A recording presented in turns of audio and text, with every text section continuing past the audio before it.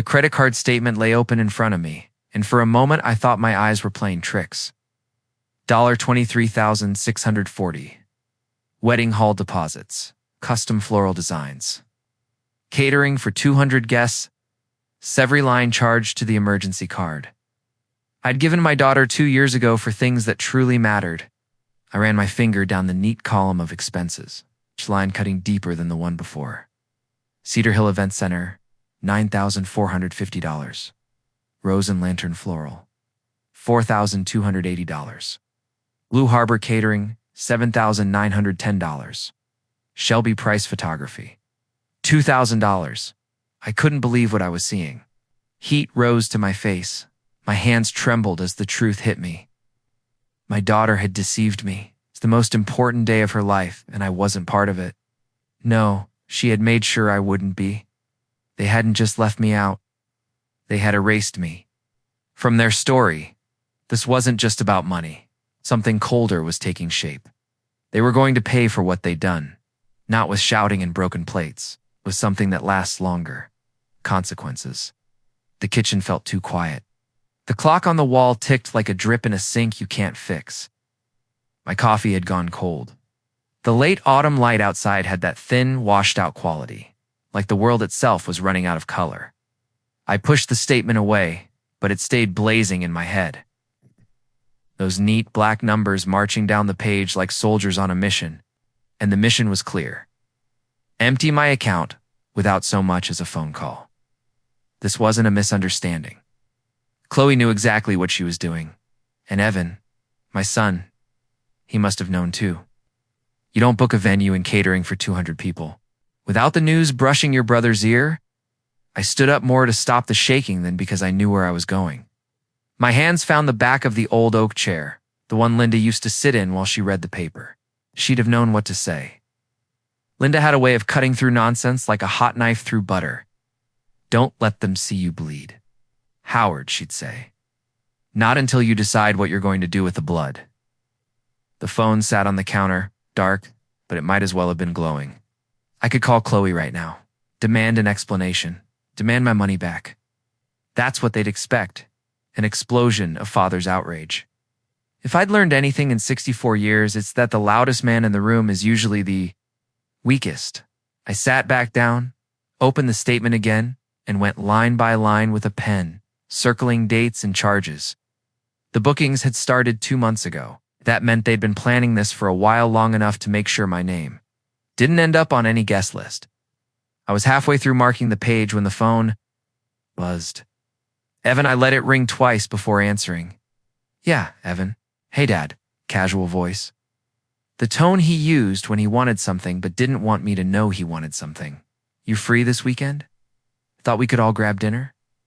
All? I said flat. Yeah, you know. Me, Chloe, a few people. Sort of a pre-wedding thing. Pre-wedding. I let the word sit between us. Sounds expensive. He paused. Yeah, well, you know how weddings are. I do now. Silence. Just the faint hiss of the line. Dad. What's going on? He asked finally. What's going on is that I've been looking at my credit card bill, I said, keeping my tone even. And unless there's another Howard family out there hosting a massive event at Cedar Hill, we've got a problem. Look, it's not what you think. Oh, it's exactly what I think. Another pause, then a sigh. Chloe was going to tell you. We wanted it to be a surprise. A surprise, I repeated. Well, you succeeded. I'm surprised I'm out $23,000 and I'm not invited. Dad, that's not fair. I hung up before he could finish. Not because I couldn't listen, but because I needed him to feel the dead weight of a line gone. Cold. I spent the rest of the day pacing between the kitchen and the den where Linda's books still lined the shelves. My hands kept going to the pocket watch in my jeans, the one my father had given me. It wasn't working anymore. The hands were stuck at 5:17. I kept it anyway because it reminded me that time doesn't just pass. Sometimes it stops and waits. For you to catch up or make a move, by nightfall, I had a plan. Not the whole thing, just the first step. I pulled out a yellow legal pad and started a list. Not of what I'd lost. Of what they thought they had. Venue, flowers, catering, photographer, all paid for with my money. If I moved quickly, I could make sure none of it happened the way they imagined. The thought steadied me. My hands stopped shaking. The next morning, I drove to Cedar Hill Event Center. You see it in glossy magazines, white arches, manicured lawns, string of lanterns across a patio that looks like it never has bugs. The kind of place brides dream about when they're still sure everything can be perfect.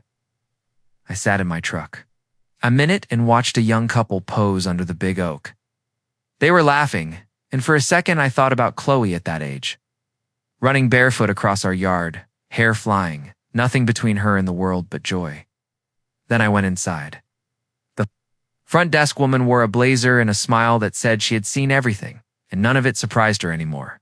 "Good morning, how can we help you?" "I need to speak with whoever handles payments and contracts," I said. "Do you have an event booked?" she asked, polite. "My credit card does," I said, and watched her eyes sharpen. "Howard. H-W-R-D."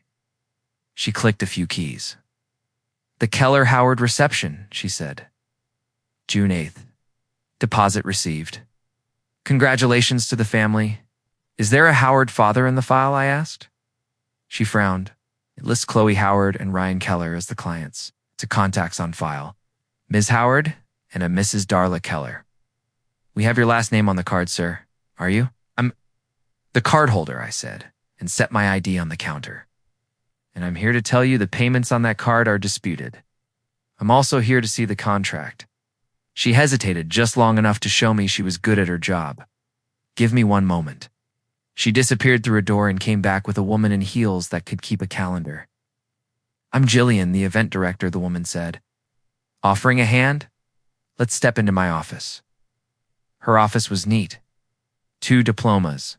A framed photo of a bride next to a grandfather with that wet-eyed, proud look. I took the chair and set my leather folder down like I was laying out a plan on a chessboard. "I'm not here to make trouble," I said. "I'm here to stop trouble." "From making me?" Gillian's mouth softened. "Okay, I'm the primary card holder. The emergency card was given to my daughter with very clear boundaries. She has used it to pay deposits for a wedding I was not invited to.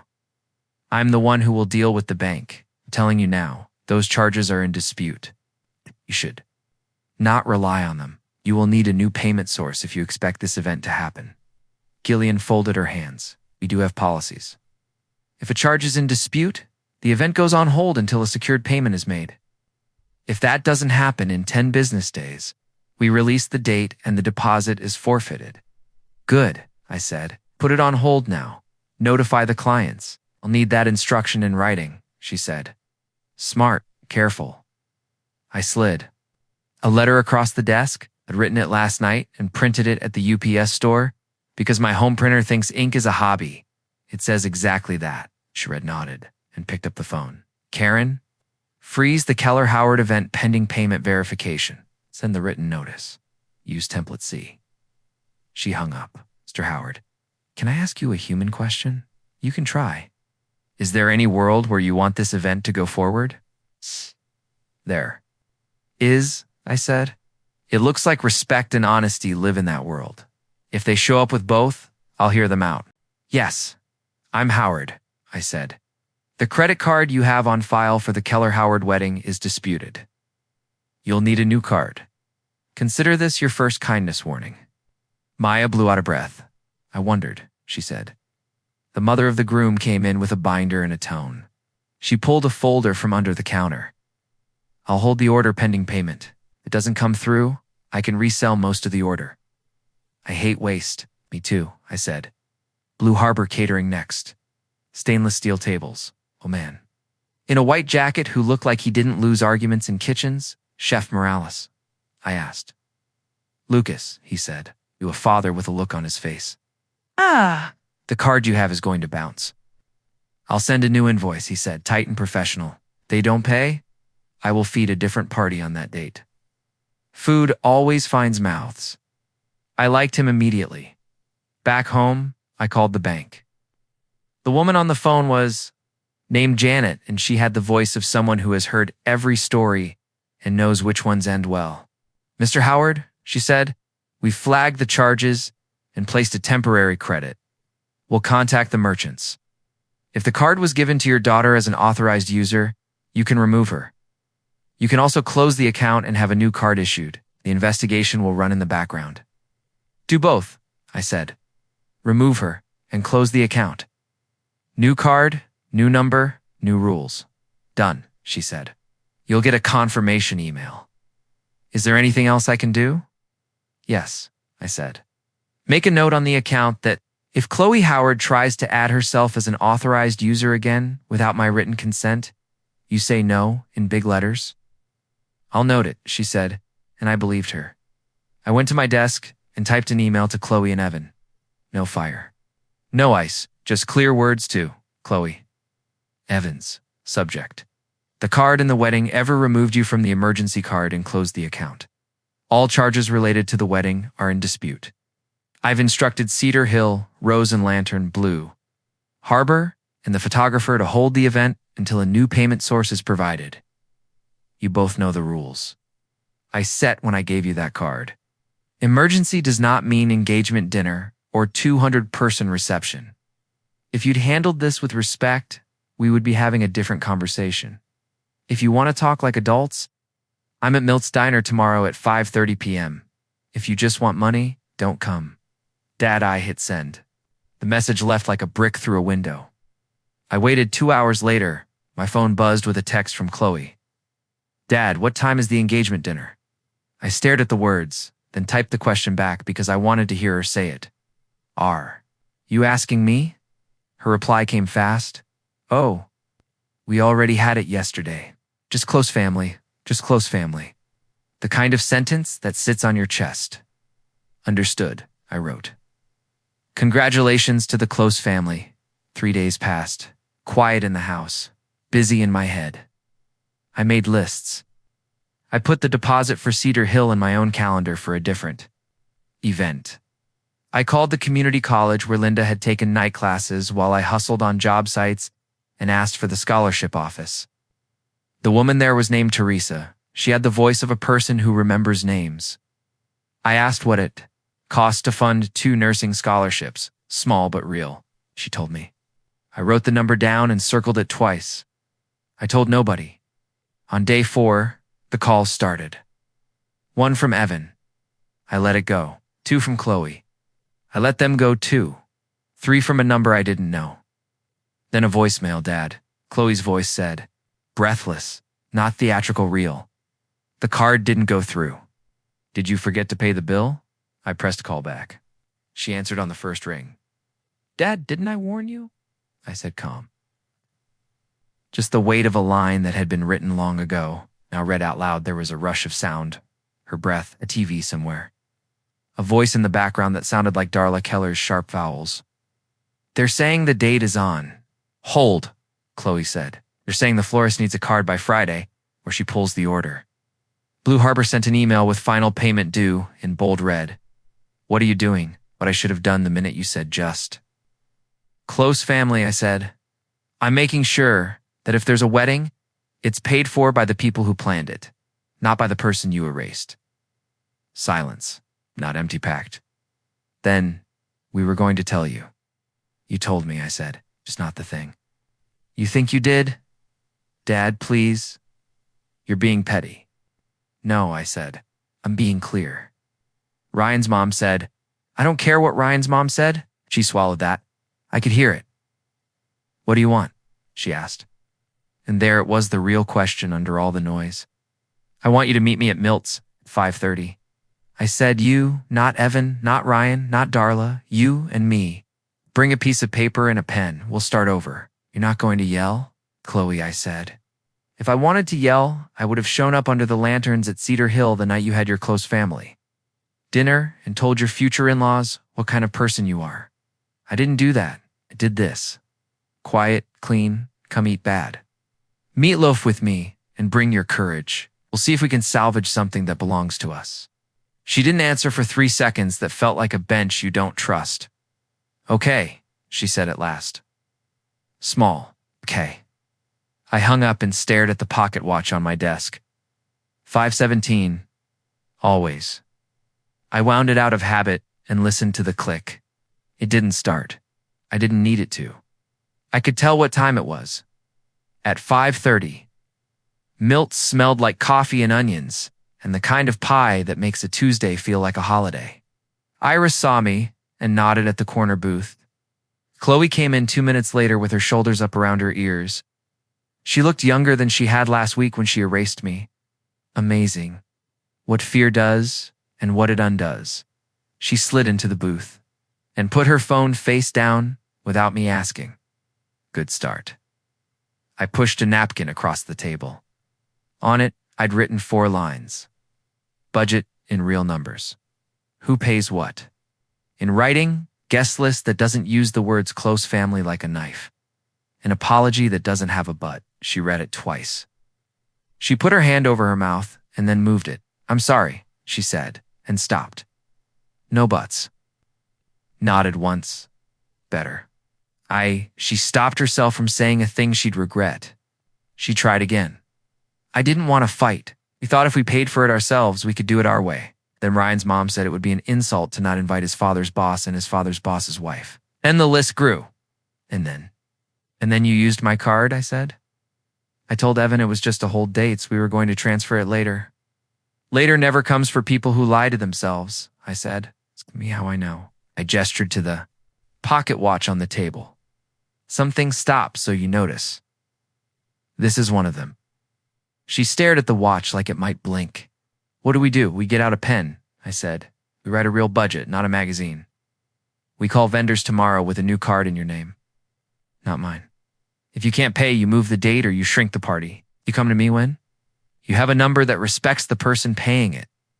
And if you still want me there, I pick my seat myself. I want you there, she whispered. And I believed her because sometimes want sounds different when it's real. Iris came and poured coffee and sat down 2 plates of meatloaf without writing anything down because she knew we were ordering. What we always do when life is loud.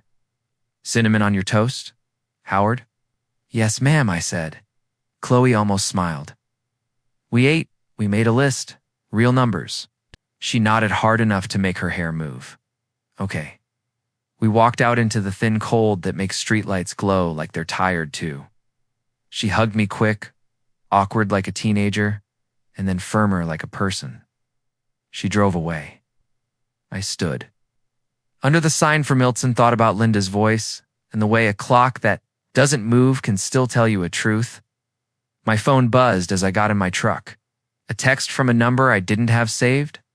This is Darla Keller. Need to talk. You've made a mess. I typed, deleted, typed again. Then I wrote what a man writes when he's learned to use fewer words and insist they be true. Talk to your son. And your florist. And your caterer. I'm talking to my daughter. I put the truck in drive. Went home to send my girl a photo of a napkin with 4 lines on it and a path. Asterisk. Chloe called the next morning sounding like someone learning to speak. In a new country. I'm going to Ryan's, she said. His mom is there. We're going to. Explain. Don't explain, I said. State. Explain. Invites a debate. State the facts and what you're doing next. Call the vendors while you're sitting. At their table, use your card. If it doesn't work, say the words we need to resize out loud and watch who gets mad at math. Okay, she said. And hung up before she could borrow any of my courage. I made coffee and stood at the kitchen window with the pocket watch in my palm. I don't know why I still tried winding it. Habit? Hope? It stayed stuck at 5:17. It's the way some lessons stay stuck until you finally learn them. I ate cinnamon toast because Iris is right. Makes ordinary feel chosen. Chloe texted an hour later. Here I pictured the Keller condo white sofa nobody sits on. It's a bowl of glass apples that are only for looking, a view of other people's windows. I sat down and waited because waiting is part of a plan when you choose it. 10 minutes. Then, they want to talk to you. No, just then, the phone lit up with an unknown number. I let it die like a match. Chloe texted again. I'm calling Maya Good. Don't ask permission. Inform. I imagined the scene. Darla, with a planner open like a legal brief. Ryan with his jaw set to tough. My daughter with a pen and, not the one they handed her. I ground more beans because it kept my hands busy. The phone buzzed. Put florist on hold until Friday. Was kind. She said we'll switch to seasonal to save if we go forward. Chef next. Blue Harbor. I pictured Chef Morales in his jacket, already formatting a smaller menu in his head because real pros know how to right-size a meal without shame. Smaller menu option offered. He said food finds mouths. He's funny. Deposit. Due Monday, my card. Didn't go through. I could have fixed it with one call. That's the trick life offers you when you're a father and an old habits man. I didn't pick up the rope, Jillian. Calling now, I poured coffee I didn't need and stood by the sink. The maple outside rattled last leaves like coins. The phone buzzed again and again until I put it face down and let it do what it was going to do without me. 15 minutes later, she called. No text. Voice. Better. She offered us the smaller room on a Sunday afternoon in August, or the same room on a Thursday evening if we can pay by close of business next Friday, Chloe said. Darla doesn't like Thursdays, says people. With real jobs, don't go to Thursday weddings. People with real budgets do, I said. Ryan says his mom will fix it with a call. Gillian said the clients are me and him, not his mom. She swallowed. Dad. He got mad, not loud, just tight. He said, "You're embarrassing me." No, I said, "You're embarrassing the lie." She told me you're manipulating me. I'm informing you. Those are different. Silence. Moved through the phone. Then, I like the Thursday. Good, I said. Pay for the Thursday if you can. If you can't, pick August Sunday and breathe.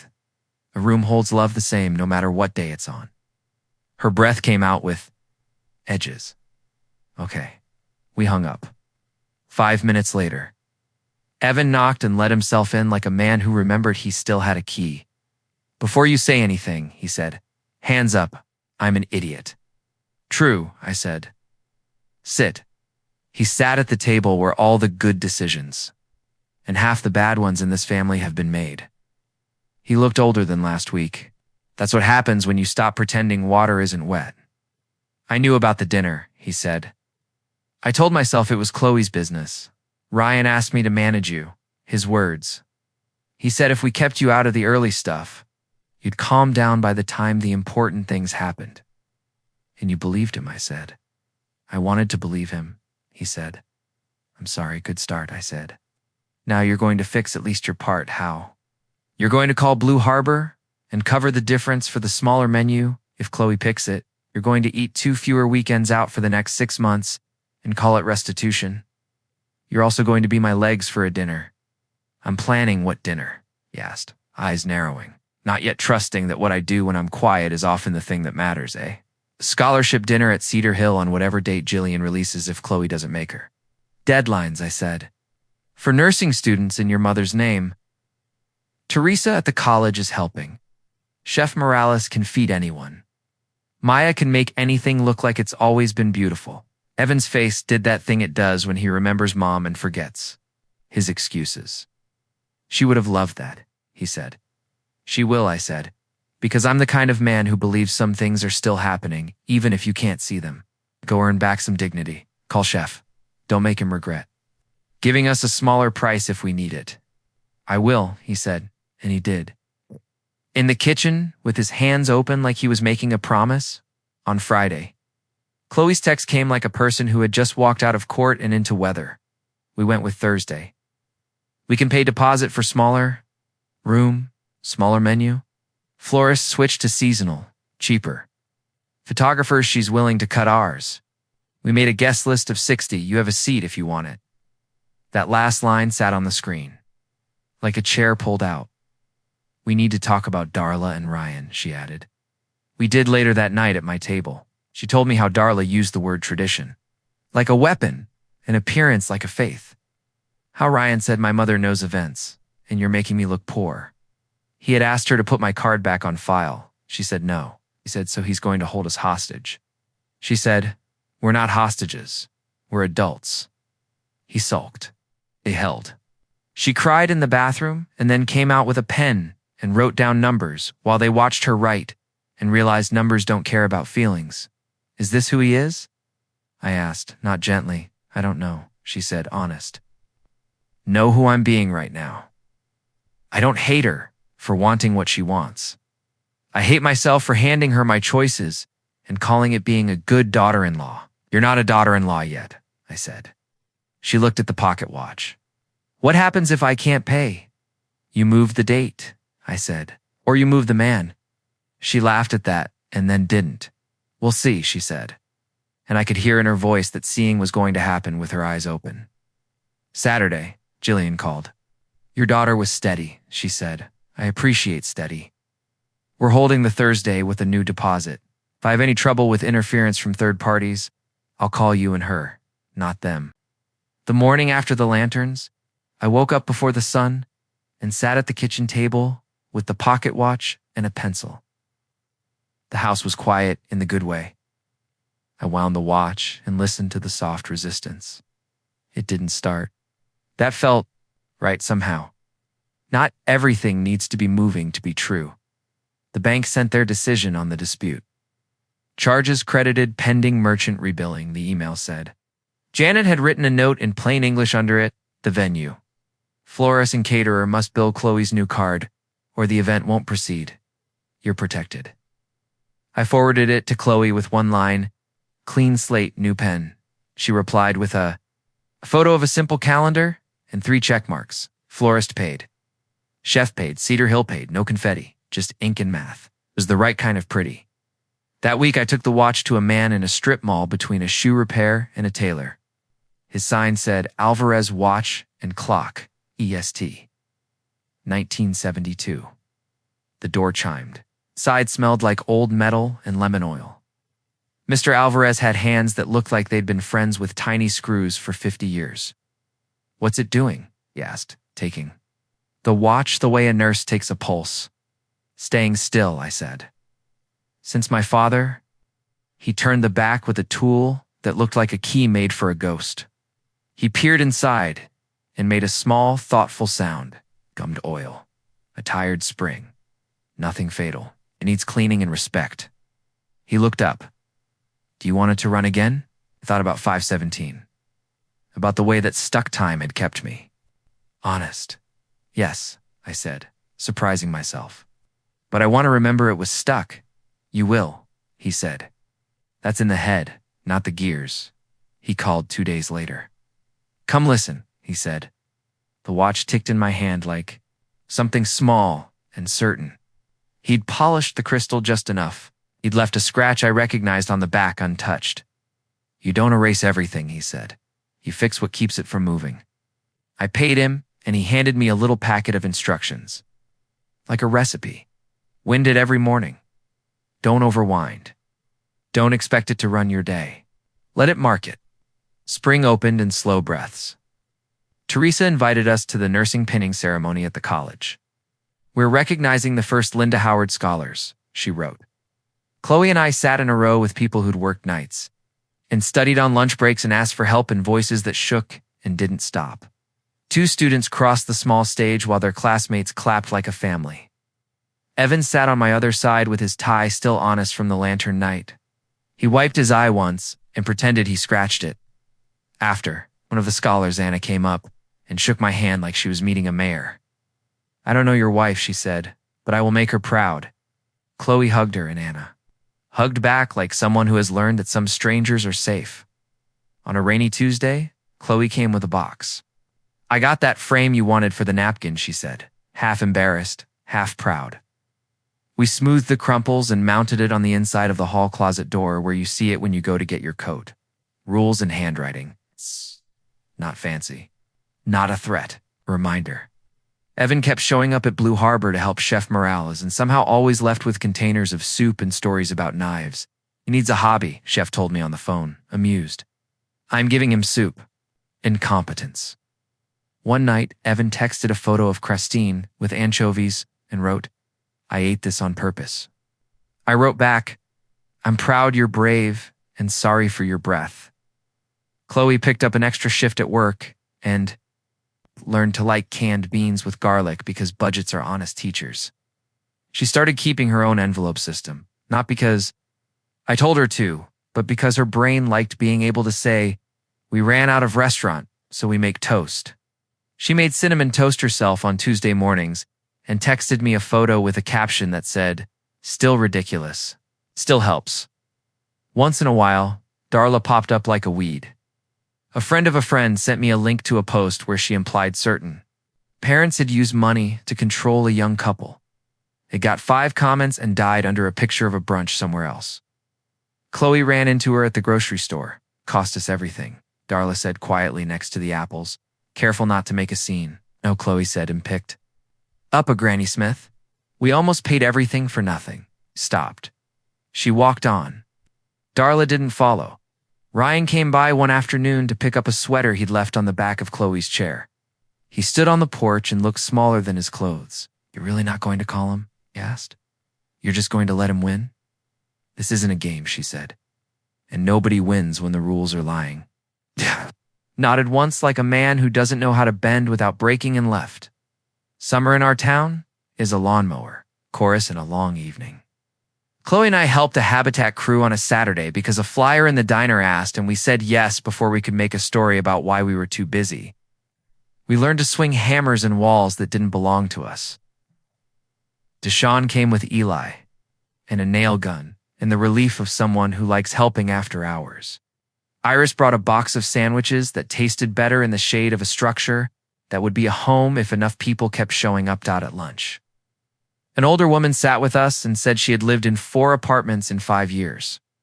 "This will be the first door I lock that doesn't belong to a man who knows my name only when he wants rent." Chloe looked at me and I felt that thud in my chest that means the world is doing its math in front of you. We wrote another small check. Not big enough to be brave alone. It's big enough to make our part. The Thursday habit turned into a tradition. Not wedding. Better. Once a month, we did a Thursday at Cedar Hill's small room with cheap folding chairs and plates from Blue Harbor that tasted like chef put love in a pan. Sometimes it was the scholars. Sometimes it was a group from the clinic who had been breaking their backs for wages that don't respect their effort. Sometimes it was the night shift at the grocery store. Gillian capped the cost without being asked and called it community pricing. Maya brought whatever flowers needed a purpose and said, "These hate going to waste." We never made speeches. We just fed people who were tired and let them take the leftovers. On one of those Thursdays, Chloe met someone by not trying.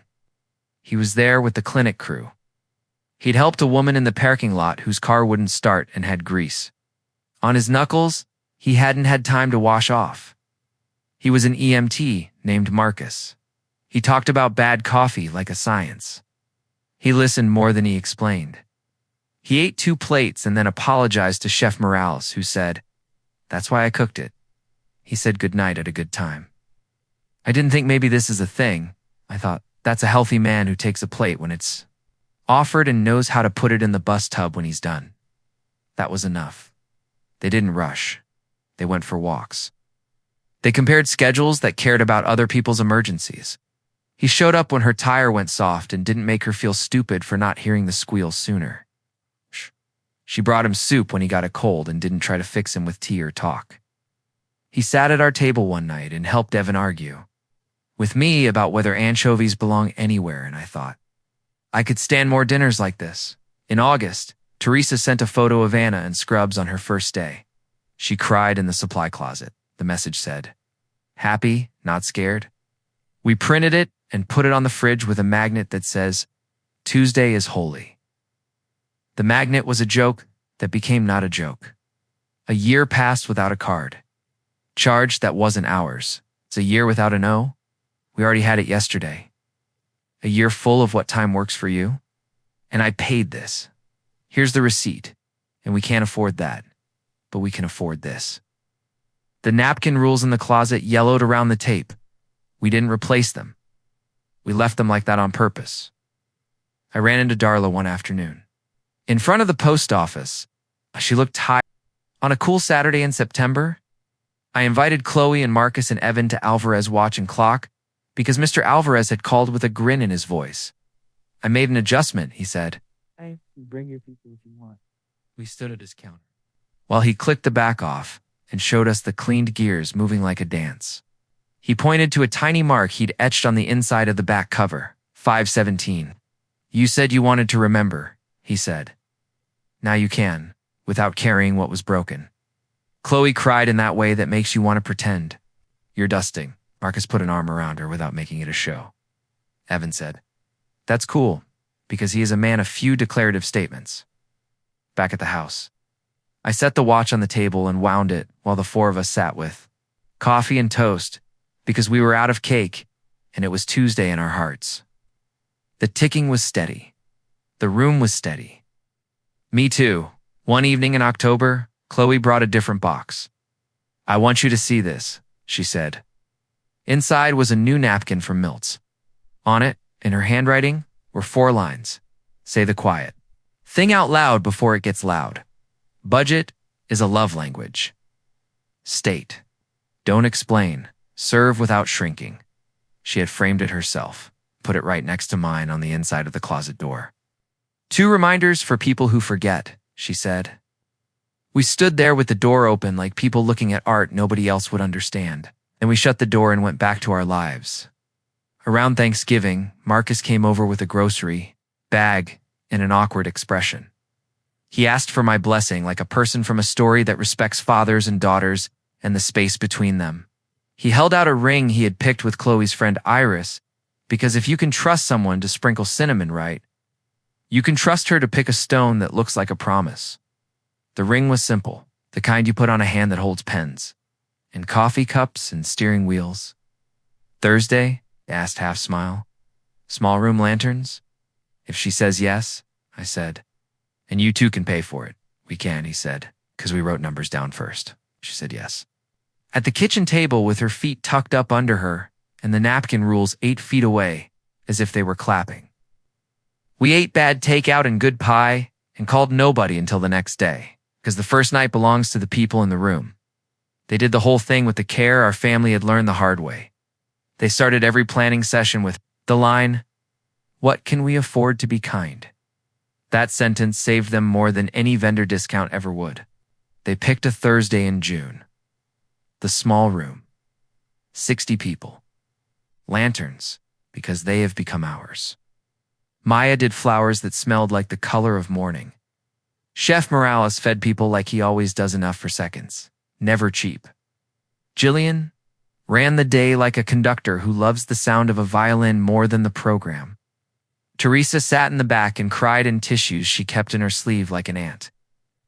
Iris sprinkled cinnamon somewhere it didn't belong and made it belong. Darla and Ryan didn't come because invitations have edges and we are allowed to draw them. Chloe mailed a simple card that said, "We are getting married in a way we can live with. Wishing you well." It came back with no reply. That was an answer that didn't need managing before the ceremony. Chloe came to the little room where they had put us to wait and made me fix her hair because her hands were shaking. I smoothed the flyaway the way I have done since she was 5. "Don't cry," she said. "I won't," I lied. We walked out under the lanterns. The watch ticked in my pocket. The napkin rules were in my head. The scholarship letter lived in my jacket with my vow to a woman who isn't here and somehow still is. I put Chloe's hand in Marcus's and felt nothing break inside me. That's worth writing down after we ate. We laughed. We danced badly and then stopped while we still looked okay. Evan gave a toast that was 2 sentences and perfect. 2. A family that learned to use pencils before pens. To a sister who picked a man who knows how to bus his own plate. People cheered like oxygen. When the lanterns went out, we sent 2 jars of flowers home with Teresa and 2 with Iris and 1 with Mr. Alvarez, because fixing things should be rewarded with peonies. We gave Chef Morales a hug he pretended to hate. We tipped every person in Gillian's crew like we were in a movie about wealthy people, and then went home to change into clothes that understood us. A few weeks later, I found the old emergency card in a drawer and laughed at it like a villain. In a kid's cartoon, I cut it up and put the pieces in the trash without ceremony. Chloe has her own card and a budget. Edited. Evan has his soup and his automatic transfer to the scholarship. I have a watch that ticks and a napkin that tells the truth. We all have Tuesday toast when we need it. And when people ask about the day, my daughter said, "Oh, already had it yesterday." It's close family, and the days after when she called and said the card didn't go through. Did you forget? To pay the bill? I still say, didn't I warn you? But I say it with a smile now because the warning wasn't a punishment. It was a sign on a road that kept us out of a ditch. We're not perfect. We run out of coffee and patience sometimes. We forget dates, buy the wrong light bulb. We overcook the roast. But the bills get paid with money we have. The dinners get eaten by people we love. The scholarship letters go out on time, the pocket, watch ticks. The lanterns get borrowed for other people's Thursdays. And the napkins in the closet stay where they are, a private museum of how we got here, with room for one more frame if the next generation needs to add a line in their own. Handwriting asterisks the weeks after the Thursday wedding felt like a porch after a storm. The air was clean in a way you don't notice until it is. Bills arrived and were paid with money we had. The napkins in the closet stayed taped, yellowing at the edges the way truth does when you leave it where it can do its work without fanfare.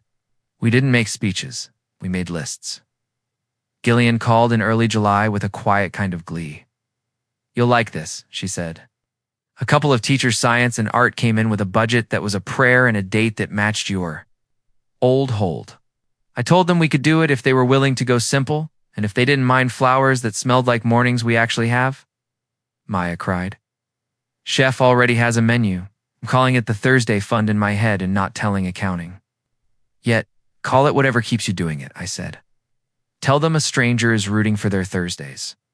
We started using the small Cedar Hill room once a month without making it a performance. Sometimes it was nursing students. Sometimes it was the night shift crew from the grocery store. Sometimes it was a table of folks Teresa knew who had all lost a week's pay to some technicality and needed a night with real plates. Chef Morales fed them like they'd paid full fare. Maya set jars of whatever needed a home. Gillian comped, a little more than she was supposed to, and called it community pricing. We never took a photo where anyone had to hold a check. People ate, laughed, boxed leftovers, went back to their lives feeling seen. Evan kept showing up at Blue Harbor and asking for jobs that weren't glamorous, chopping onions, hauling boxes, mopping corners, nobody notices until they do. Pretended to be annoyed, and then started teaching him knife work, like he was getting something out of it. He's not hopeless, Chef told me, which in chef means. I'm thinking about giving him a station one day where he can find out who he is. Evan set up an auto transfer for $50 into the scholarship fund every month. It's not much, he said, when I saw the screenshot. It's exactly much, I said. It's the amount that shows up. Darla popped up where she could. A cousin sent me a screenshot of one of her posts. Let this be a lesson. Never. Let bitterness ruin a wedding. Some people use money to control. It got 5 comments and died under a brunch picture. Summer rolled into routine. We helped a Habitat crew on a Saturday because Iris taped a flyer to the register and said, you could swing a hammer for a stranger instead of playing cribbage with your coffee. We framed walls that would hold someone else's photos. Deshaun showed up on his off day with Eli and a nail gun and the look of a man who likes the rhythm of a compressor when it's not for money. Iris brought a box of sandwiches and a jar of cinnamon because she has become a person with a joke you can eat. In the shade of a half-built roof, a woman in a ball cap told us she'd moved 4 times in 5 years.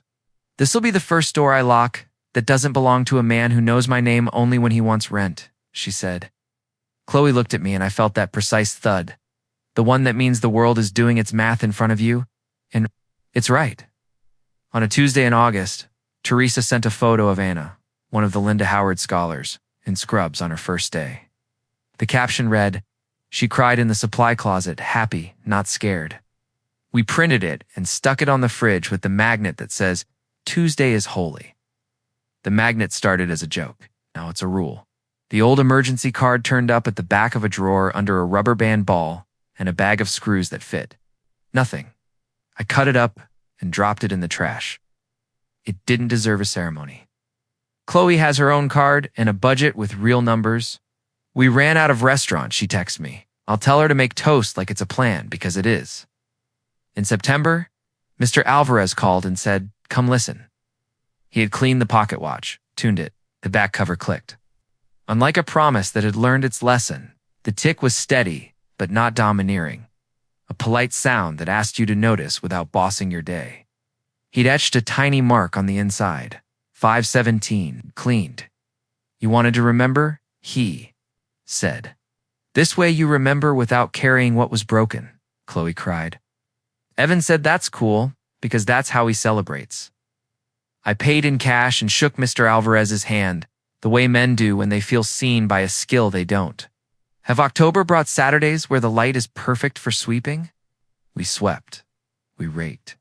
We fixed the same wobbly chair leg twice, because apparently that's my calling. We put fresh tape on the napkin rules and Chloe added one of her own on a second. Napkin from Miltz in her script, budget is a love language. We taped it next to mine so the closet door looked like a small museum of how we got here.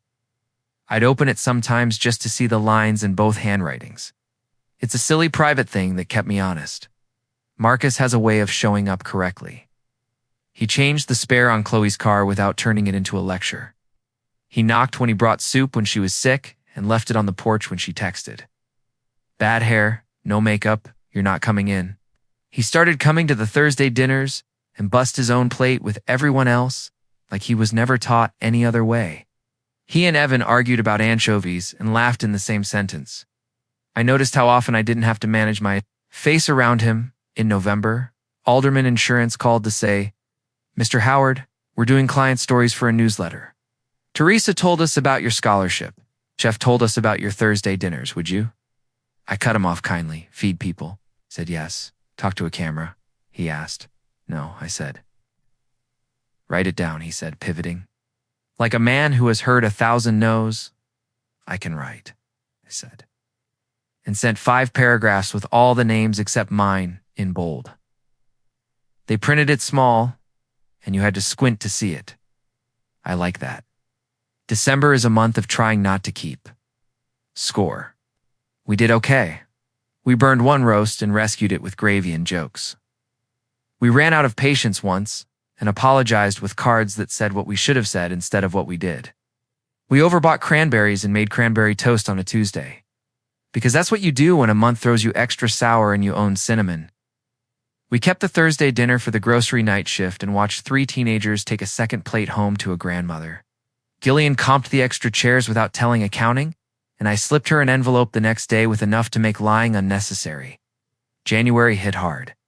It always does. The light is rude, the cold sits on your chest, and money is honest. We tightened belts and loosened shoulders. Evan decided to take a leave from his day job and stage at Blue Harbor 3 nights a week. Chef put him on cold apps and told me, he's got hands like a man who can learn. Evan stopped going out and started sleeping right, and you could see his face catch up to his age. He still sent his $50 to the scholarship. It's dumb to keep this, he said. It's dumb not to, I said. Habits are lifelines. One night in February, Chloe called late. I need you to come over, she said. Her voice had the ring of something that wasn't an emergency, but also wasn't a drill. I put on boots. She was on the couch with a look I recognized from 30 years ago when she'd bring me the frog that got away, and the one she caught and wanted me to be excited about both. I'm pregnant, she said. Then she laughed and cried at the same time because the sentence had been trying to get out of her mouth all day. 2 lines. She held up the little stick like it was a diploma. I sat down because knees and because some news deserves furniture. Does he know? I asked. Yes, she said. He cried, and he made cinnamon toast, and he cried again and put a pot holder on his shoulder like it was a baby. It was adorable and so dumb. I texted Marcus, proud of you, in 3 words because anything longer would have been a speech. He sent back a photo of the pot holder with 2 dots and a line drawn on it. Practice, he wrote. Spring, this time, felt less like a calendar, and more like a room someone was painting while you were in it. We fix baby things other people gave us because fixing is our family's love language, too. Marcus installed a car seat with the seriousness of a man who knows the job cries if you mess it up. Chloe put sticky notes on cabinets that said, left, diapers, right, wipes, like she was future-proofing our panic. Teresa brought a box of books that used to be her daughter's and put a note on top that said, Babies don't care what year the cow goes moo. Gillian sent an email that said, If you need a room that doesn't echo when you bring the baby home, the small Cedar Hill room is yours on a Tuesday for an hour. No charge. Maya set peonies one Thursday with a card that said, "For the baby who will smell like new paper and sleep." Darla texted once. "You'll regret this," she wrote. No subject, no greeting. Chloe blocked the number and didn't say a thing to me for 2 days because she wanted to be sure it was blocking and not avoiding. Then she told me, and we ate toast and talked about how some roads look like shortcuts and land you nowhere. Didn't unblock. The baby came on a rain day at 5:17 p.m., and I don't care if you think that's sentimental. That's what the nurse wrote down. And when I looked at the watch in my palm, it ticked like it had waited its whole life to line. Up with that number and then shrugged, because even a watch knows when a coincidence is a gift. The baby's name is Lily Linda, because some circles are meant to be drawn once more. She is small and opinionated, and her hands grab the air like they already know how to hold a screwdriver. Marcus cried again and put the potholder on a chair like a tradition. We ate hospital cinnamon toast that was too dry and it didn't matter. The first Thursday after Lily came home, we didn't do Cedar Hill. We did our kitchen. Iris brought pie. Chef sent soup with Evan carrying it like a crown. Maya sent a single. Peony that had bloomed too late and lasted just long enough. Teresa came and held Lily with that careful nurse grip that makes a baby believe this world is competent. We didn't invite anyone we'd have to impress. We were tired. It was perfect. Ryan didn't try to show up. Darla didn't either. Boundary. On the baby's first Tuesday, we made toast that didn't touch her mouth and laughed the way sleep-deprived people laugh because you have to or you cry. The napkins in the closet stayed where they were, one mine and one Chloe's. We added a new one later, written in block letters by Evan because men who cut carry a pen too. Ask before you assume, pay before you party. Apologize before you're asked. We taped it underneath the others. Lily will learn to read there, I think, and roll her eyes at her overly sincere family, then use every line when she needs it. We had one more round with the past, because the past likes to check if you mean it. A letter came from a local attorney, on Darla's behalf alleging tortious interference with contractual relations and demanding compensation for losses incurred due to Mr. Howard's actions in disrupting an event. Rachel Janet's friend who reads statutes like recipes and never burns them sent a response in 2 paragraphs. 1. No contract existed between you and Mr. Howard. 2. The card belonged to him. He disputed fraudulent charges. He acted to protect himself. We invite you to stop wasting paper. The letter stopped. Ain't paper as brave until it meets a better pen. In the fall, Jillian hosted a small thank you. For the people who keep Cedar Hill, a place where Thursdays happen. She invited us. Shefa and Maya and Teresa were there. Mr. Alvarez came with his granddaughter, who was learning watches the slow way. Iris brought a tray of cinnamon toast cut in triangles because she refuses to call it an appetizer, but that's what it was. Jillian raised a glass of water because half her staff was on shift and said, "To the people who pay on time, show up on time. And make the room better without asking for a name on the wall." We clinked glasses and kept them low. Life made a long, ordinary sound after that. Bills got paid, soup got eaten. Lily learned to grip my thumb. Chloe went back to work 1 day a week and came home with stories about patients who think the internet is a doctor and how to love them anyway. Marcus kept showing up correctly. Evan moved from cold apps to the line 2 nights a week and stopped telling me he was scared like it was a confession and started saying it like it was a fact. Teresa sent letters for the scholarship. We wrote checks. Blue Harbor got a second. Location, Chef grumbled about it and then ran it like a marching band. Maya started a Saturday morning class where she teaches people to put grocery flowers in a jar like a poem. Gillian figured out how to put community pricing in a spreadsheet, so no one could edit it out. Every now and then, someone would ask me about the first part of this story. It's a credit card statement with the numbers like soldiers, the phone, call.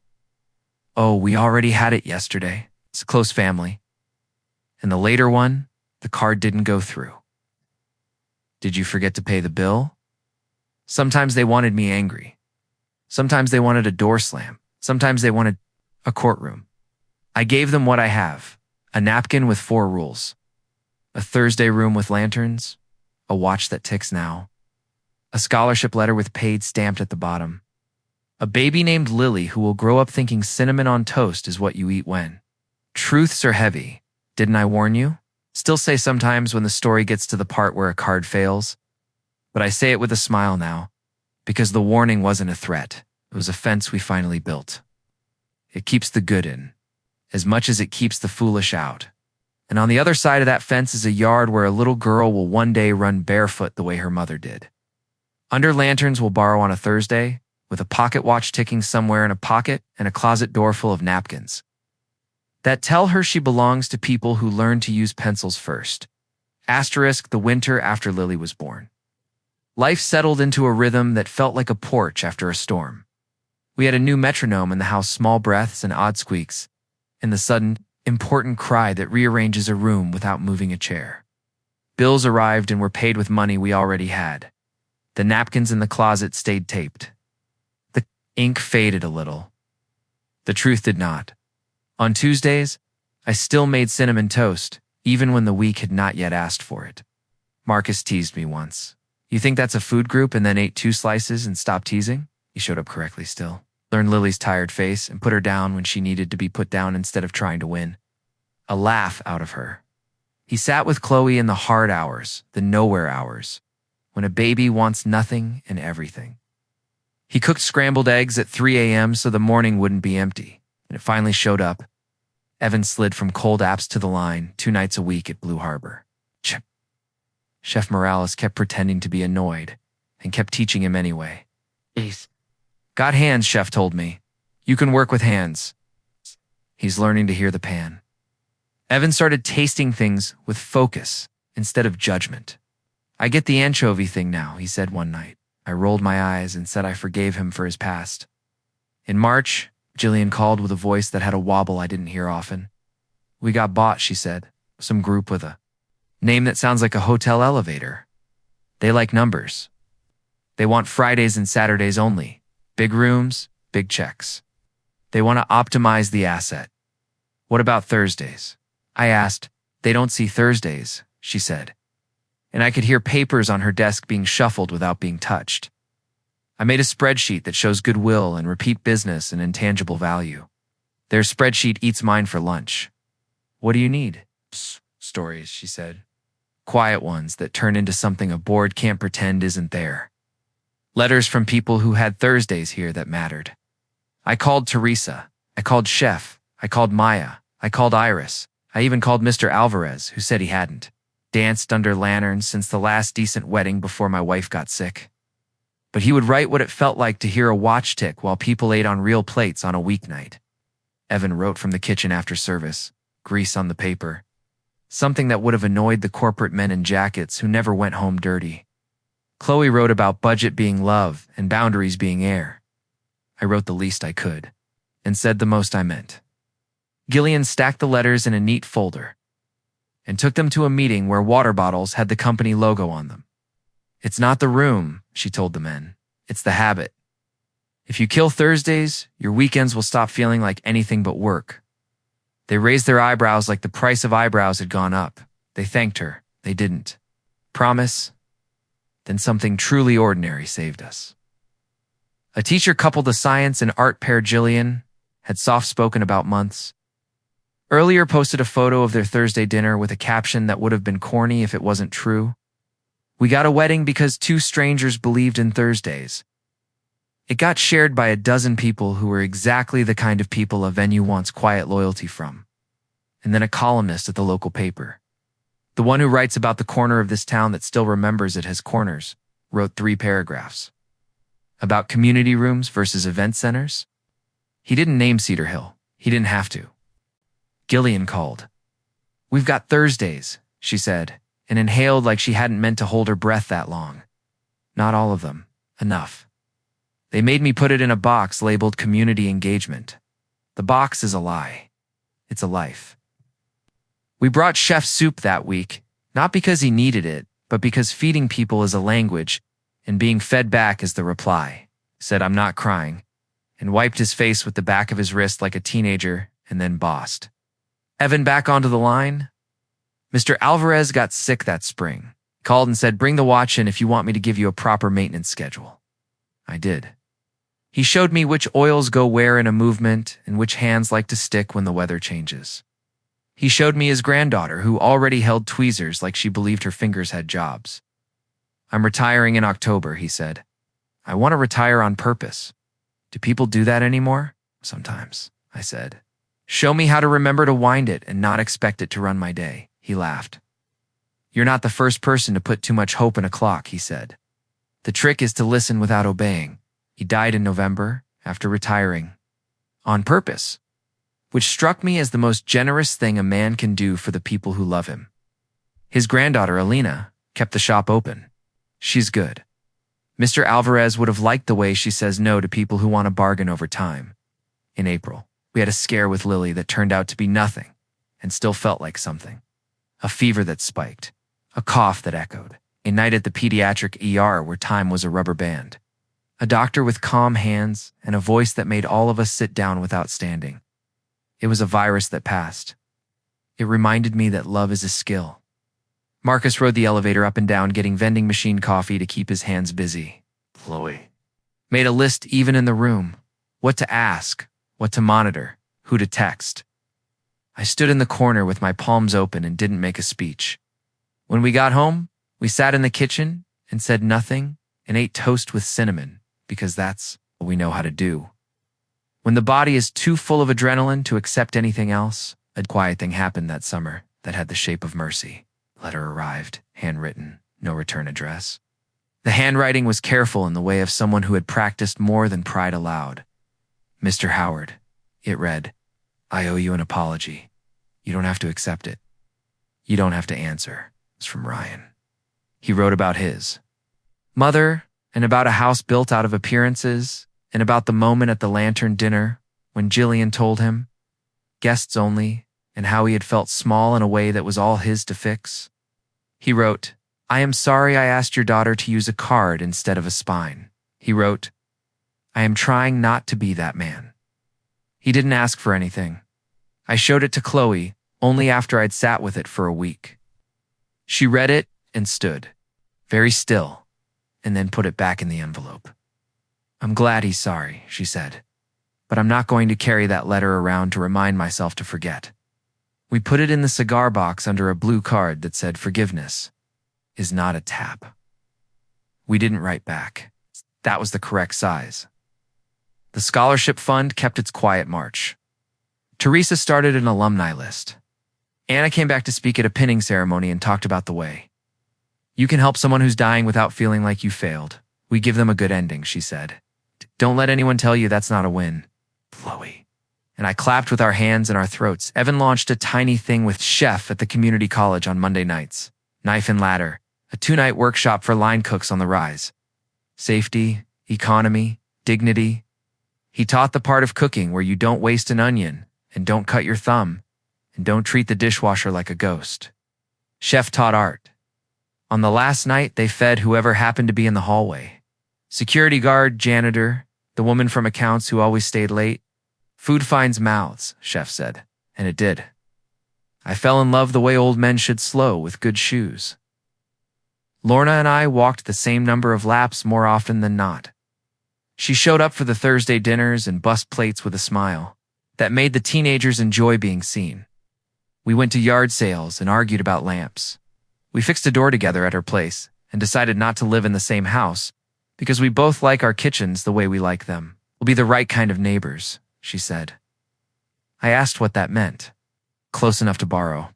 Cinnamon, far enough to miss you, she said, and that sounded like a plan. Chloe made a new napkin a year after Lily's birth. Written in thick marker while the baby slept and the laundry sang from the other room. When in doubt, ask, budget. Breathe, toast. We taped it under the others. The closet door looked like a classroom, felt like home. Darla kept being an echo in rooms where I didn't stand. Years passed, she found new audiences and lost them and found them again. Sometimes someone new would ask me, is it true you used money to control your daughter? I'd say, I used a budget to keep all of us honest. Control is what people who don't have a plan call a plan when it doesn't let them have what they want. If they blinked and changed the subject, we were done. If they said, "How do I make a napkin?" I'd hand them a pen. The watch ticked. Not every day. Machines get moody. I wound it each morning and listened and forgave it when it ran slow and smiled when it matched the stove clock. I wore it to every Thursday we hosted, and I'd touch it in my pocket when Chef sent something extra out of plate. He didn't need to play Tandwen. Maya tucked sprigs of rosemary into jars like she'd invented smell. Jillian started greeting me with, "Nice to see you, Mr. Community Pricing," and I pretended to hate it. Alina from the watch shop came to a Thursday once with her mother and brought a pocket full of tiny watch hands that had bent wrong over the years. She gave them to Lily like confetti and said, "They used to matter," and Lily threw them in the air and said, "They still do," and that felt like a sermon I could live with. On Lily's second Tuesday, we made her toast, and she made a face and then demanded more, which is the correct reaction to being raised in this house. She started pointing to the closet door and saying words, which almost sent Chloe into a spiral of, are we turning her into a person who lives by lists? And then we remembered that lists are how we kept the world from winning on. Day it tried to, and we got over ourselves. We added a napkin at Lily's height with stick figures and a picture of a piece of toast. She smacked it with her hand every morning for a week and then ignored it because she is a human being and not a product. We had one more Cedar Hill moment that made me feel like the watch was right to tick. A couple came in on a Thursday, very young, looking like they'd decided to show up before someone could talk them out of it. Science and art teachers, Jillian said, like the first pair.